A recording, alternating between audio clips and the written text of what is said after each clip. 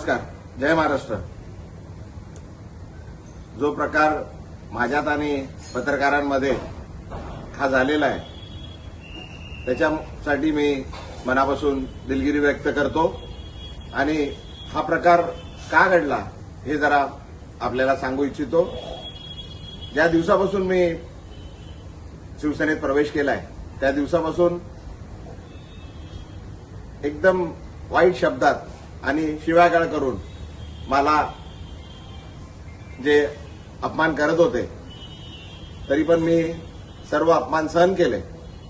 तरी सुद्धा आज सकाळी परत एक पत्रकार मित्र आले होते. मी त्यांना हात जोडून विनंती केली की बाबा याबद्दल आपण कुठलंही मला विचारू नका. जे मला काय बोलायचं होतं ते मी सर्व बोलून झालेलं आहे. आता कृपा करून काय बोलू नका. मी हात जोडून त्यांना विनंती केली. वारंवार मी सांगत आलेलो आहे का बाबा हे सर्व प्रकार हा माझा आहे. मला आपण जे शिव्या देतात आहे ठीक आहे, पण माझ्या परिवाराला, माझ्या मुलीला, माझ्या पत्नीला, माझ्या वडिलांना, माझ्या परिवाराला आपण जे वाईट बोलताय, शिव्या देतात आहे त्यापासून त्यांना जरा लांब ठेवा असं मी त्यांना वारंवार विनंती करत आलो.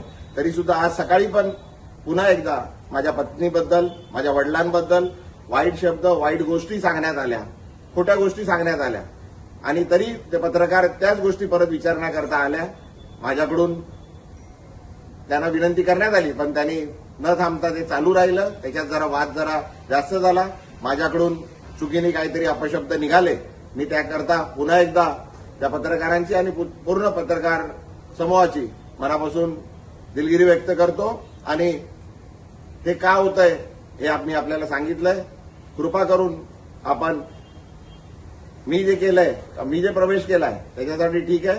माझ्या परिवाराला, माझ्या मुलीला, माझ्या परिवाराला, माझ्या पत्नीला, माझ्या वडिलांना जे हयात नाहीये, माझ्या आईना आणि माझ्या पूर्ण परिवाराला याच्यापासून जरा लांब ठेवा अशी आपल्याला विनंती करतो. धन्यवाद. जय हिंद. जय महाराष्ट्र.